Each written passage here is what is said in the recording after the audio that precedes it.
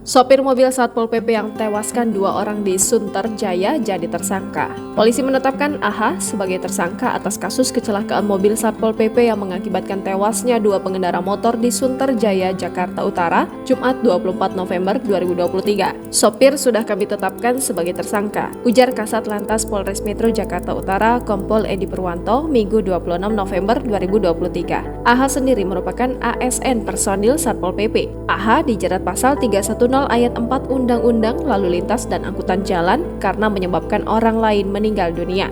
Ia pun terancam hukuman penjara maksimal 6 tahun. Kini yang bersangkutan sudah ditahan di Rumah Tahanan Satuan Lalu Lintas Polres Metro Jakarta Utara. Lanjut Edi. Sebagai informasi, kecelakaan yang menewaskan 2 pengendara motor itu bermula saat kendaraan dinas Satpol PP yang dikendarai AH melaju dari Cempaka Putih menuju Tanjung Priuk pada Jumat 24 November 2023. Kendaraan tersebut melintas di sebuah flyover dekat Bursa Otomotif Center, Sunterjaya, Tanjung Priuk, Jakarta Utara.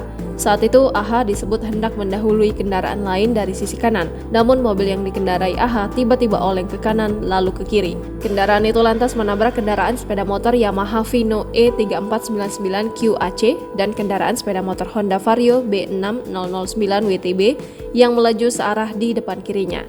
Peristiwa itu menewaskan 2 orang, 1 dari pengendara ojek online dan 1 dari personil Satpol PP.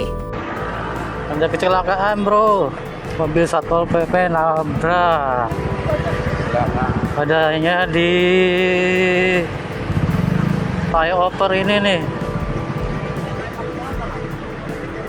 apa yang di Cempaka Mas. Ya mungkin ada yang kenal ya. Download Tribun X sekarang, menghadirkan lokal menjadi Indonesia.